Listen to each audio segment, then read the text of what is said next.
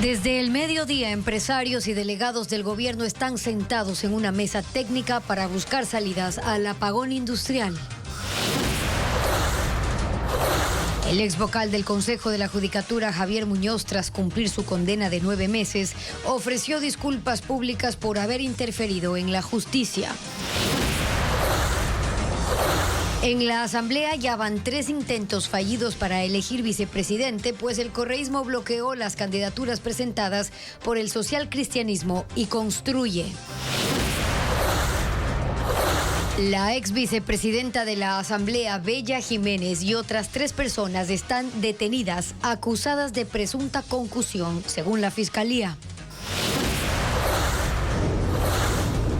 35 condados de la Florida están en emergencia y sus carreteras están abarrotadas de autos, pues millones de personas huyen de la amenaza del huracán Milton. Marvin Minsky. Un científico británico y otro estadounidense son los ganadores del Premio Nobel de Física de 2024 por sus descubrimientos que los convierten en precursores de la inteligencia artificial. Y en la segunda entrega por las fiestas de Guayaquil, Televistazo visita las joyas históricas que se conservan en el museo y la biblioteca municipal. Muy buenas tardes, amigos. Comenzamos Televistazo. El Comité Empresarial Ecuatoriano y el Gobierno Nacional mantienen reuniones por el apagón industrial. Gaby, ¿qué tal? Hola, Estefi, amigos, bienvenidos. Los empresarios esperan que la medida pare y se propicie una regulación para las industrias que operan en la noche.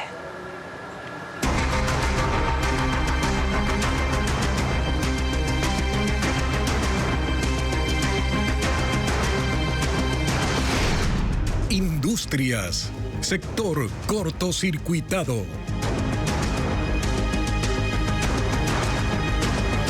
El gobierno dialoga con el Comité Empresarial Ecuatoriano desde la tarde de ayer sobre el apagón industrial.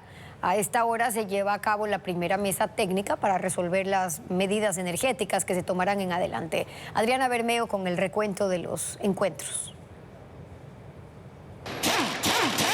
El sector industrial resultó víctima de la decisión del gobierno. El apagón de 10 horas que empezó el sábado en los parques industriales del país tomó por sorpresa a los empresarios. La primera reacción del comité empresarial fue movilizarse a Quito este lunes, donde a pesar de la oposición del gobierno hicieron una rueda de prensa. En un pronunciamiento conjunto se conoció que no fueron notificados ni consultados antes de que se imponga el apagón industrial. La decisión del gobierno, según los empresarios, tampoco fue técnica. Se tomó sin un estudio, plan, catastro ni mapa, y hasta ahora el sector industrial no conoce las motivaciones. La medida fue impuesta y obligatoria, basada en el supuesto de que el parque industrial puede generar su propia energía. Ayer se supo que en el de Ambato solo el 5% de las empresas cuenta con esa posibilidad. En ese contexto se dio la reunión de la tarde del lunes en el Palacio de Carondelet. Asistieron 8 representantes del Comité Empresarial Ecuatoriano y por el gobierno 3 ministros de Energía, de Ambiente y de la Producción, ninguno con capacidad política.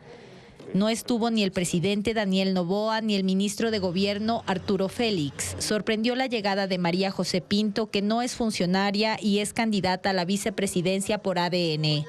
En esa reunión se creó un ambiente positivo. El comité empresarial destacó que antes no fueron recibidos cuando presentaron propuestas para enfrentar la crisis energética y que ahora el gobierno los escuchó. Instalado efectivamente este espacio de trabajo que nosotros propusimos, se llama comité, le denominan, si no me equivoco, discúlpeme si me equivoco, mesas, no importa el nombre, lo importante es institucionalizar un espacio de trabajo y el ofrecimiento de que van a revisar esta medida tan dramática de la paralización industrial en las próximas horas.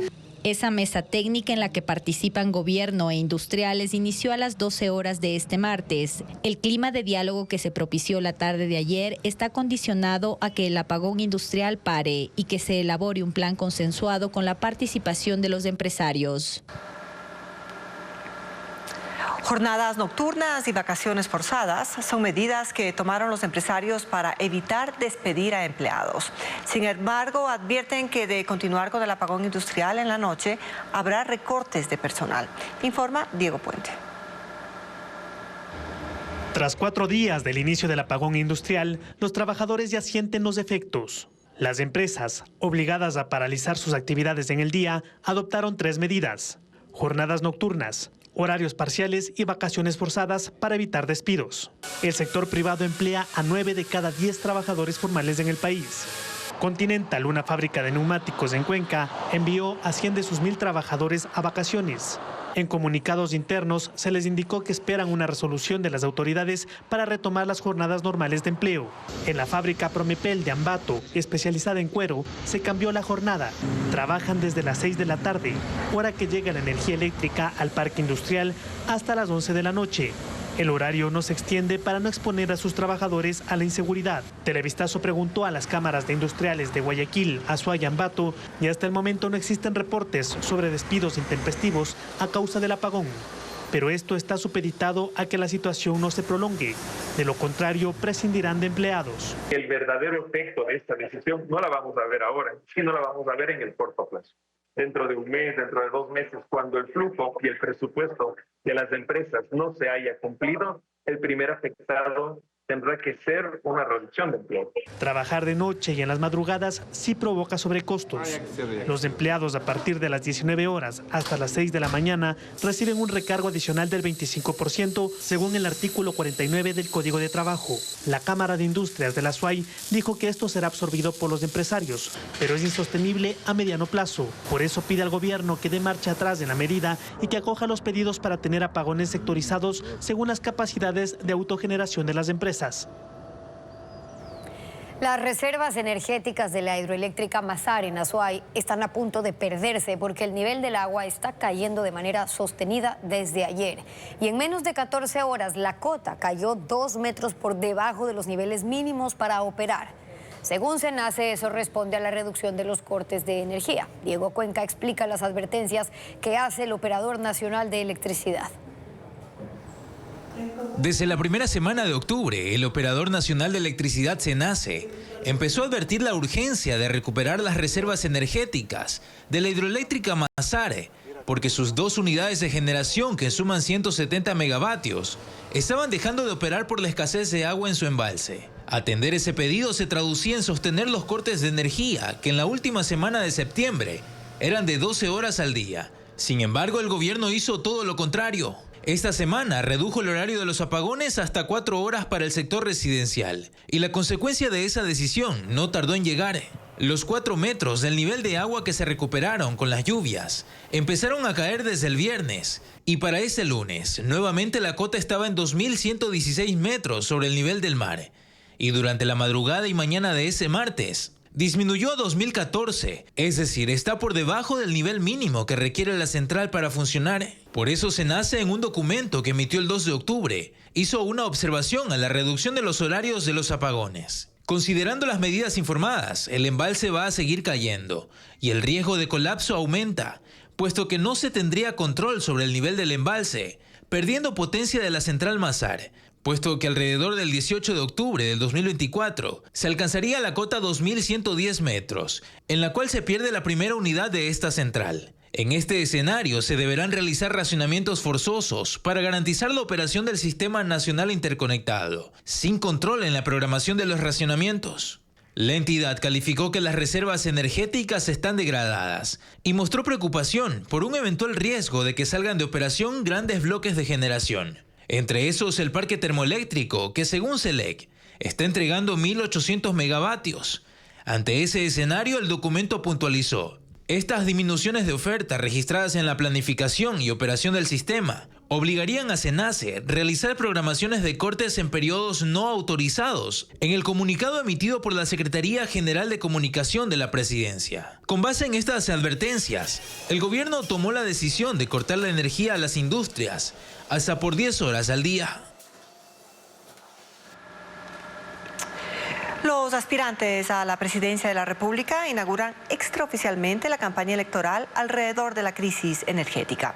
La mayoría acumula críticas hacia el gobierno del presidente Noboa, a quien endosan la responsabilidad de una falta de planificación ante un evento que se había previsto.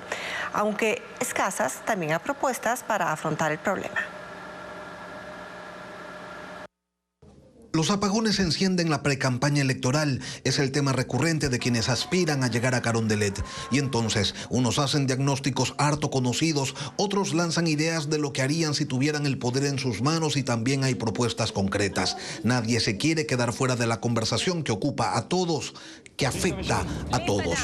Ejemplos al canto. Henry Cucalón, candidato presidencial por Construye, enrostra al gobierno que la decisión de apagar las industrias del país no tiene sustento técnico, sino una intención electoral, la de no afectar al sector residencial, al gran electorado. El golpe que le están dando a la industria, señores, va a ser de muy difícil recuperación.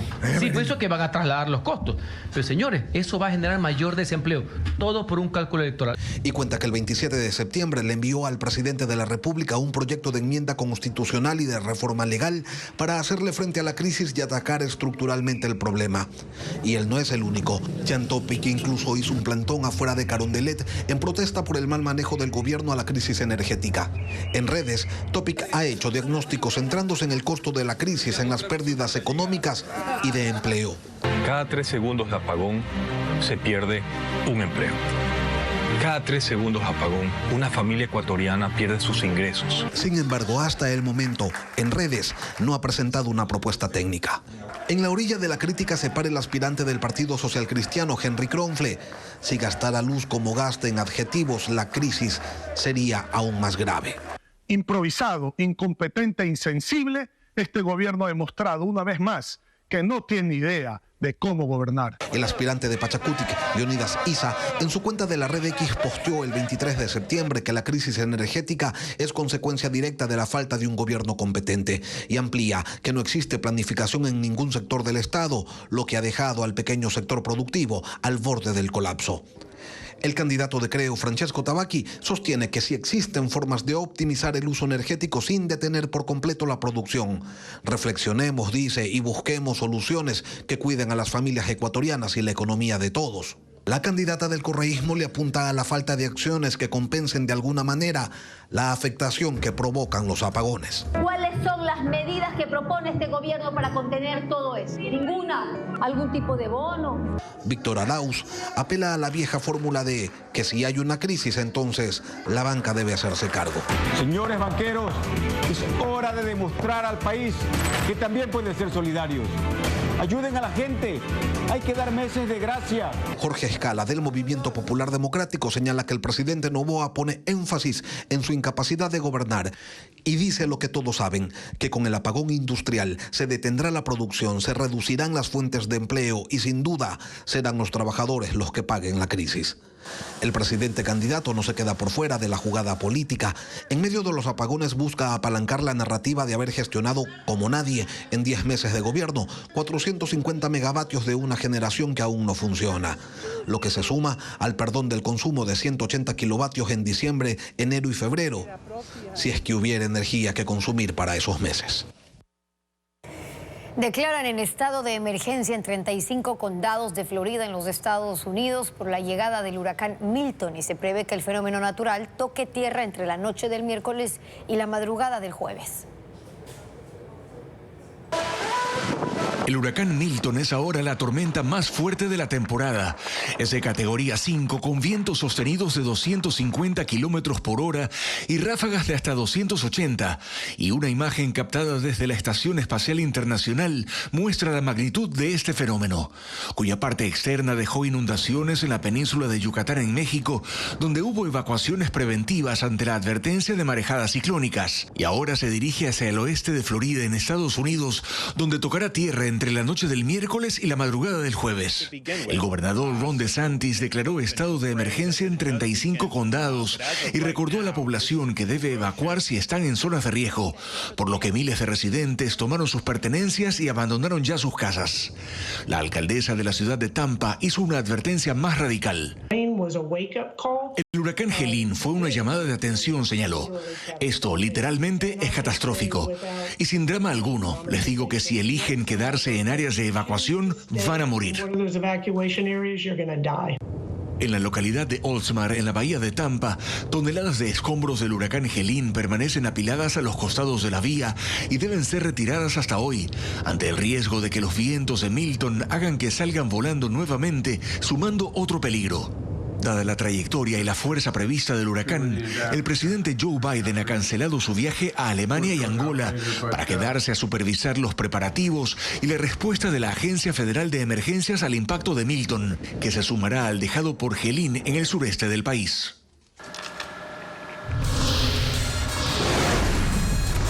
Vamos a la pausa y al regresar, Bella Jiménez, ex vicepresidenta de la Asamblea, fue detenida por presunta concusión. Les detallamos el operativo que hizo la Fiscalía, donde también fueron aprehendidas 3 personas más. Extiendo mis más sinceras disculpas. Y también el ex vocal del Consejo de la Judicatura, Javier Muñoz, fue liberado tras 9 meses en prisión. Ahora debe cumplir con disculpas públicas y esto como parte de la ejecución de su sentencia en el caso Independencia Judicial. Le contamos.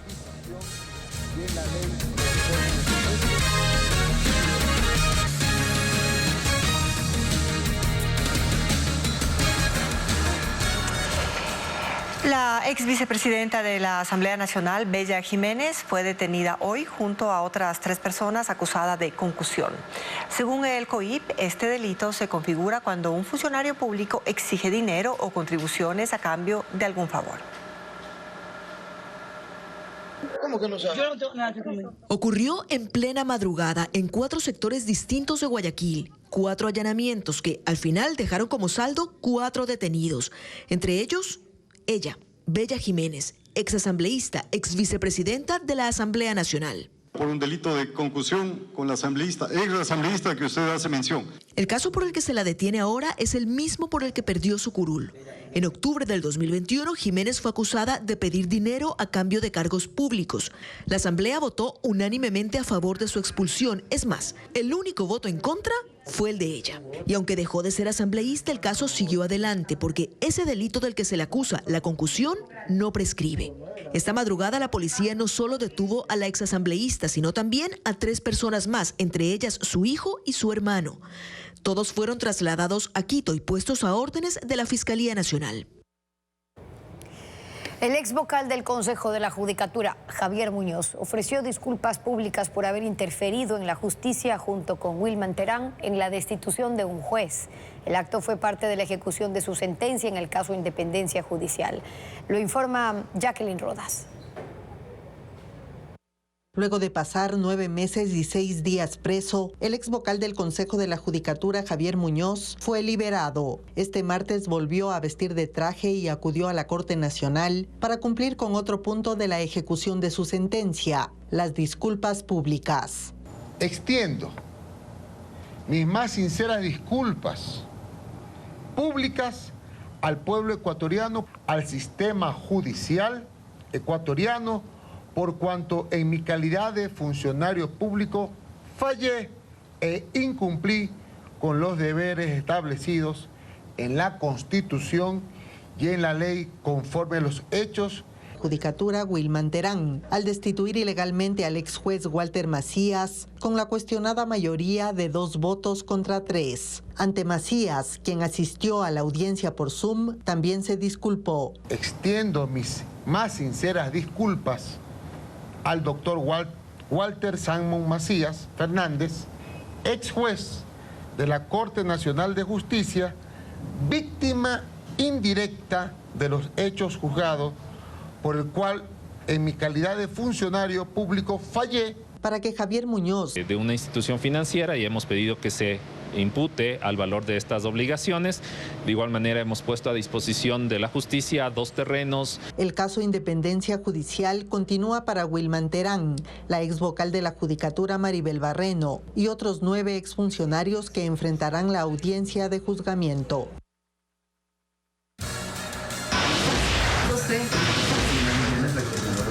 Más adelante en Televistazo, la Asamblea fracasa en su intento de elegir un nuevo vicepresidente. Los 2 candidatos del Partido Social Cristiano no tuvieron el respaldo del correísmo y Construye no alcanzó los votos. Además, 42.000 palestinos han muerto en Gaza tras un año de guerra entre Israel y Hamás, desatando una devastadora crisis humanitaria.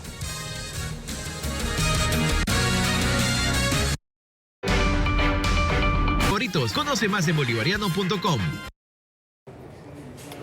La Asamblea fracasa en su intento de elegir un nuevo vicepresidente. Los dos candidatos del Partido Social Cristiano no tuvieron el respaldo del correísmo y tampoco la moción de Construye alcanzó los votos.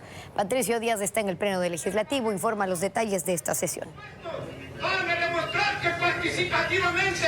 Así es, no hubo consenso aquí en la Asamblea para elegir al primer vicepresidente. En principio, como lo mencionabas, Steffi, el Partido Social Cristiano presentó a su candidato que se entendía tenía el respaldo del correísmo, que fue en este caso Otto Vera, pero no hubo los votos para el candidato.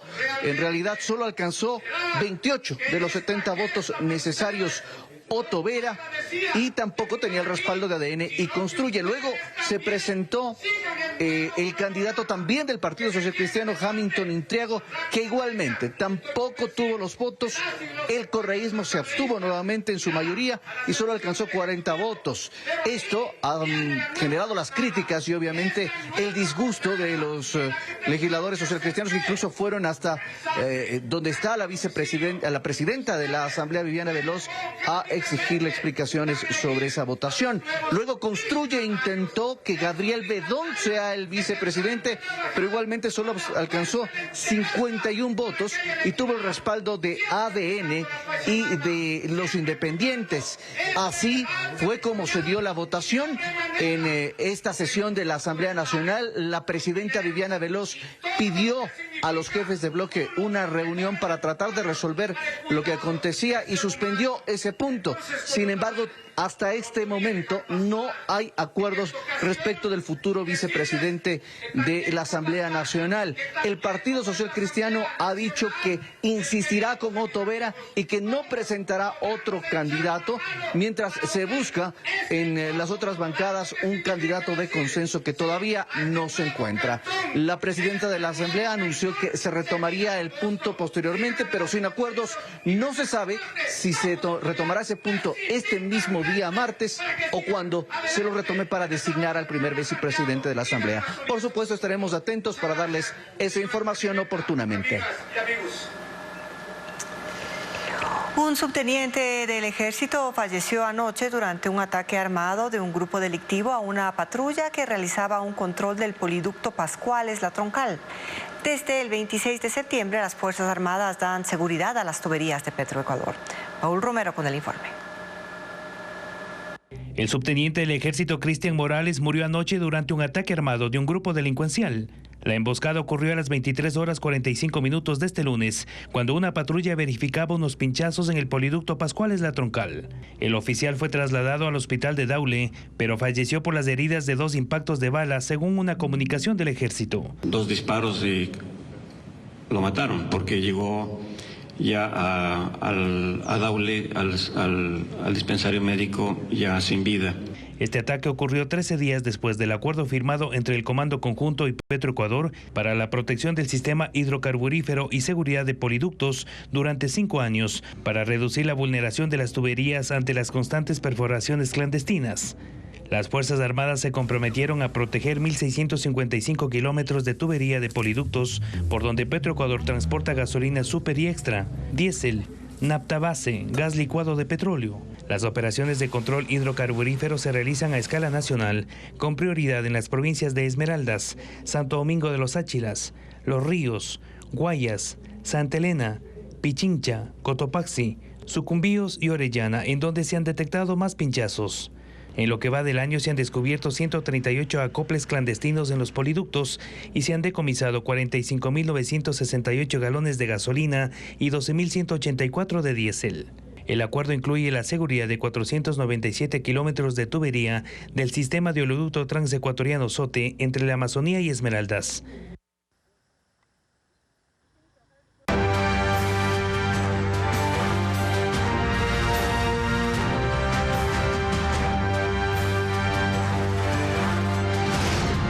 Medio Oriente, la guerra no declarada.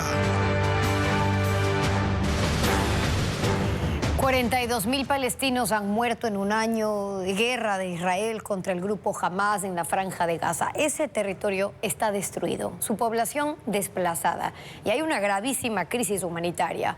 El gobierno israelí enfrenta acusaciones por crímenes de lesa humanidad durante un conflicto que no parece tener un final cercano. Merlis González con los detalles de la situación en el enclave palestino.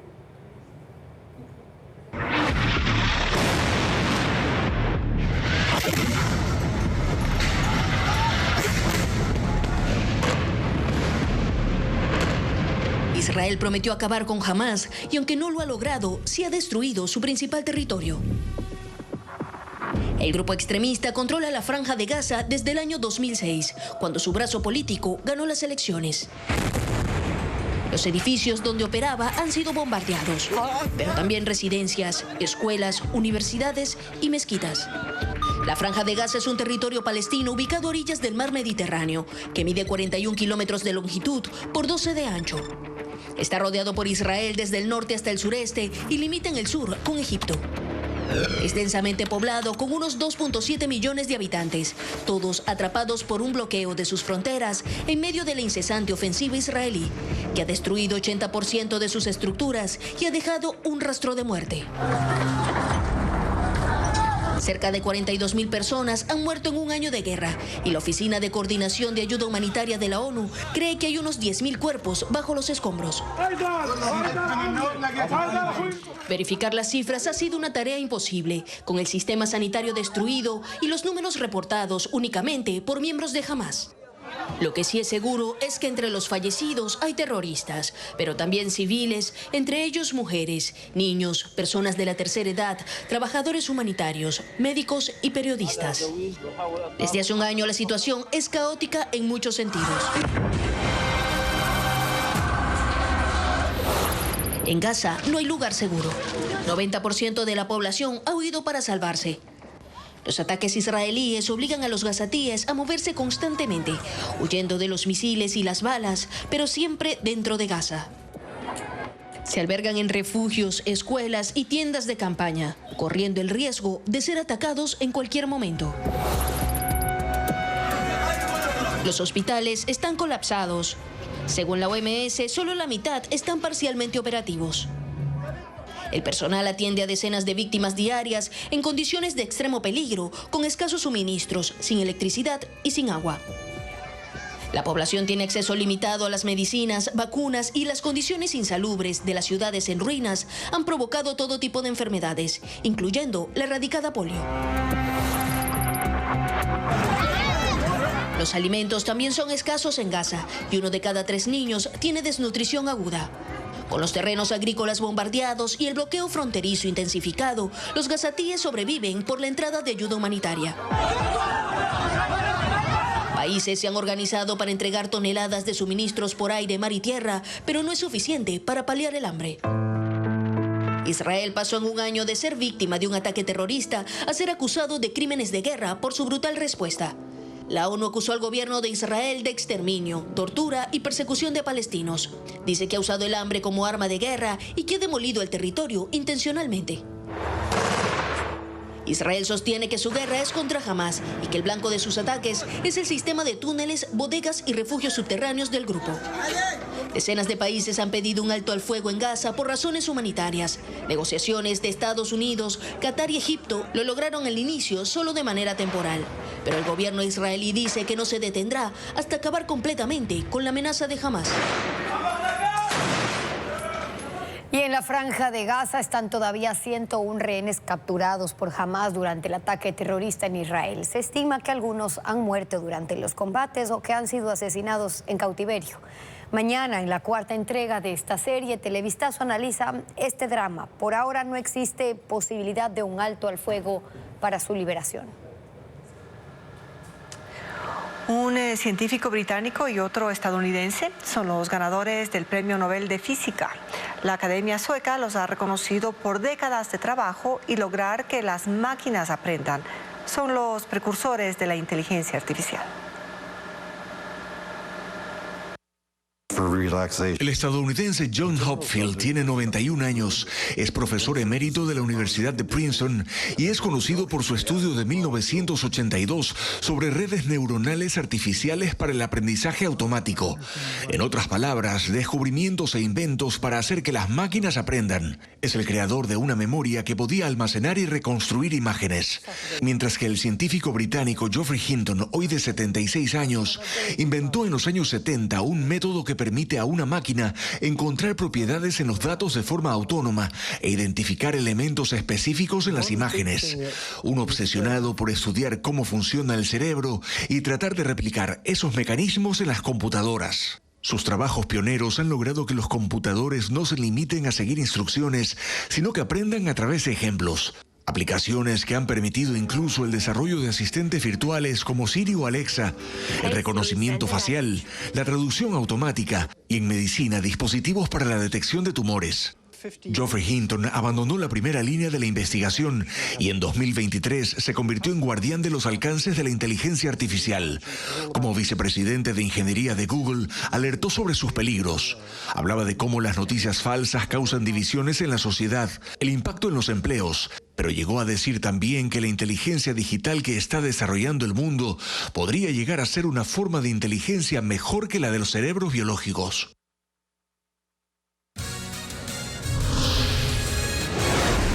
Y luego de la pausa, tras disputas políticas, el gobierno y el municipio celebrarán una sesión solemne por los 204 años de independencia de Guayaquil de manera separada.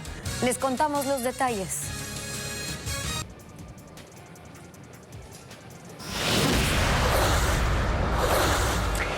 Cinco películas nacionales se proyectarán en la Semana del Cine Ecuatoriano en París.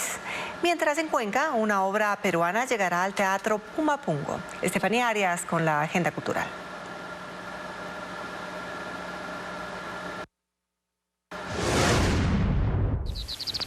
Tiaj, un término quichua que significa inagotable, es una de las 5 películas nacionales que se exhiben en la Semana de Cine Ecuatoriano en París, dirigida por Igor Guayasamín. Los otros documentales serán Los dos lados de la tortuga, Flores de fuego, Manu, un álbum visual, y Al otro lado de la niebla. Esta 12ª edición, que comenzó el sábado 7 y finaliza el sábado 11, contará con la presencia de los realizadores de los filmes, quienes viajarán a Europa para debatir sus proyectos.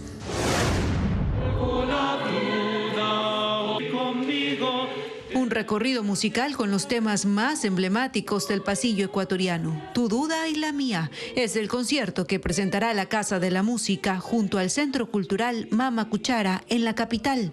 Será interpretado por el Coro Mixto Ciudad de Quito este miércoles 9 a las 19 horas.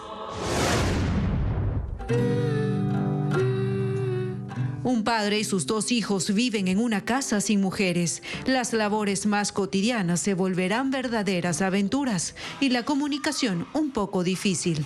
Los regalos es una obra teatral de Perú que se presentará en el Teatro Pumapungo en Cuenca como parte del Festival Internacional Escenarios del Mundo. La función será este jueves 10 a las 20 horas.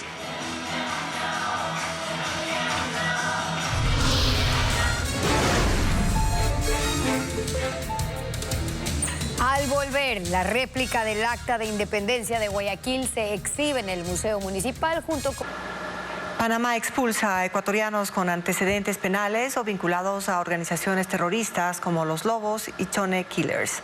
Agentes del Grupo contra el Crimen Organizado, una iniciativa regional con sede en Colombia, está tras la identificación y captura de los delincuentes.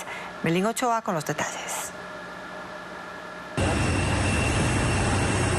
La expulsión más reciente fue desde Panamá la mañana del jueves en un vuelo charter bajo la supervisión de 6 custodios del Servicio Nacional de Migración de ese país.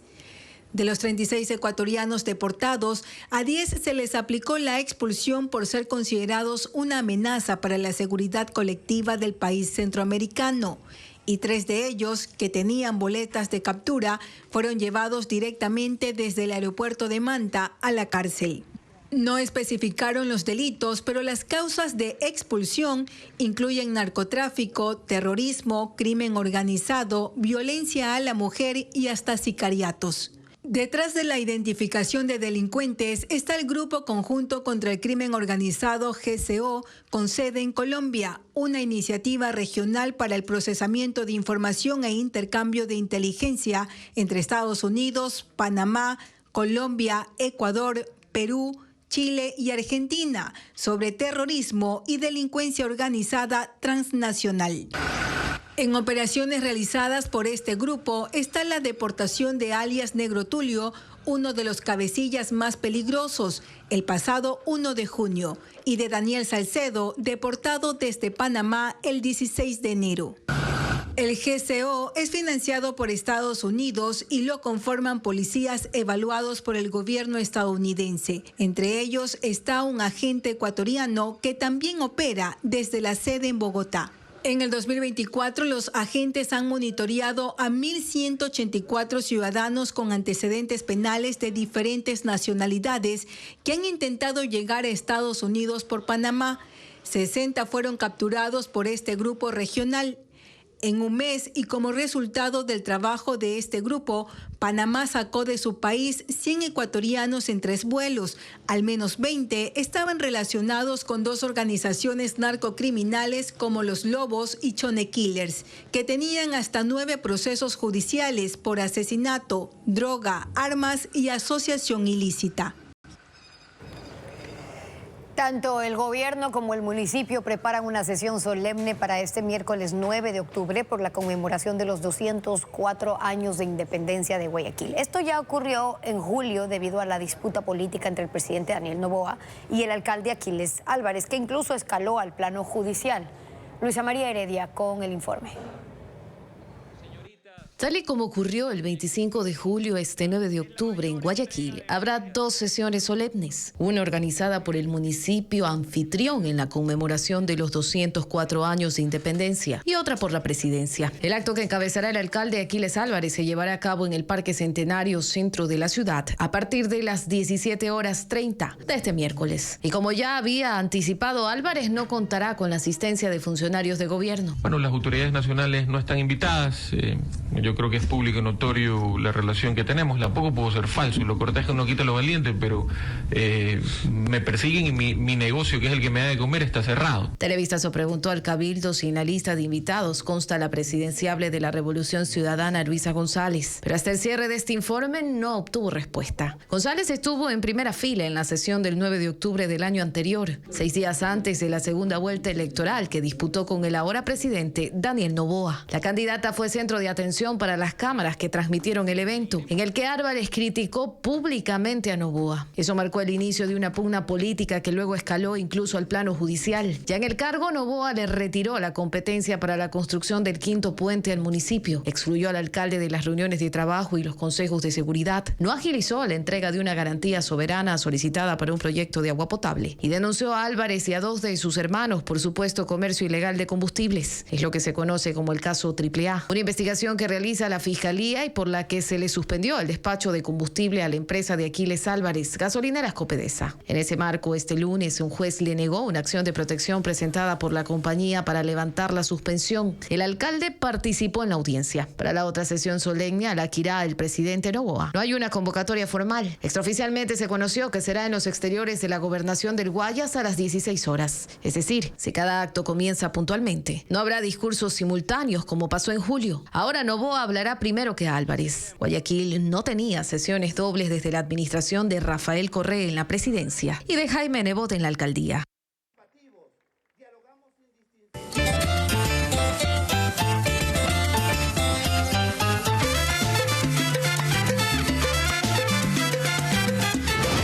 Guayaquil, sus discretos encantos. La réplica del Acta de Independencia de Guayaquil se exhibe en uno de los museos más antiguos de la ciudad, sumado a otros accesorios originales que pertenecieron a los próceres que fueron parte de esta lucha, como relojes de bolsillo y espuelas. Estefanía Arias recorrió 2 espacios que guardan historia y resaltan la gesta libertaria.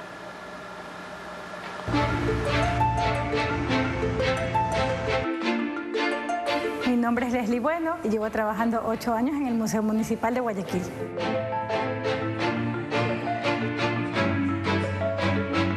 Aquí encontramos artículos facsimilares como por ejemplo una réplica del Acta de Independencia de Guayaquil. Es muy interesante venir al museo, poder asomarse a la vitrina porque se puede ver la firma de los próceres. Por ejemplo, se ve clarísimo la firma de don José Joaquín de Olmedo, se ve clarísimo la firma de don José de Villamil, de Jerónimo Cerda. Encontramos también la réplica del reglamento provisorio, que básicamente fue el primer cuerpo legal que tuvo nuestra ciudad, con 20 artículos que fueron con los que inició. Esta museografía lleva en el museo desde 1999 aproximadamente.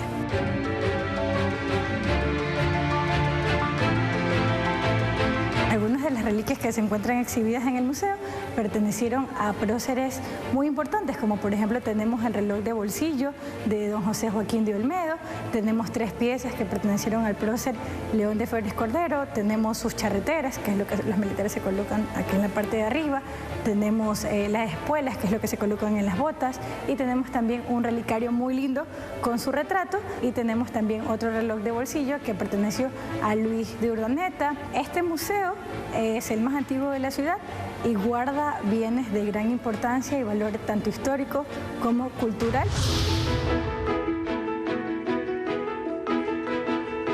Mi nombre es Esther Calderón. Tengo 32 años trabajando en la Biblioteca Municipal de Guayaquil. Aquí tenemos libros importantísimos, muy valiosos relacionados a la independencia. Entre uno de ellos que contiene la biblioteca es la historia de la Revolución de Octubre y la campaña libertadora de 1820 hasta 1822 por Camilo de Estruje. Y otro importante que trata la reseña y acontecimientos históricos de aquella batalla que lograron nuestra libertad.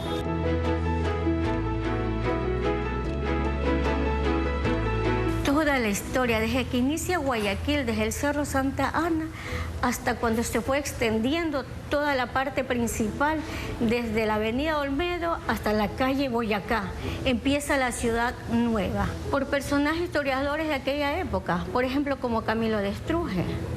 Gracias a ello, a sus investigaciones profundas que trataron sobre la verdadera independencia de Guayaquil, tenemos aquí los documentos que reposan en esta biblioteca.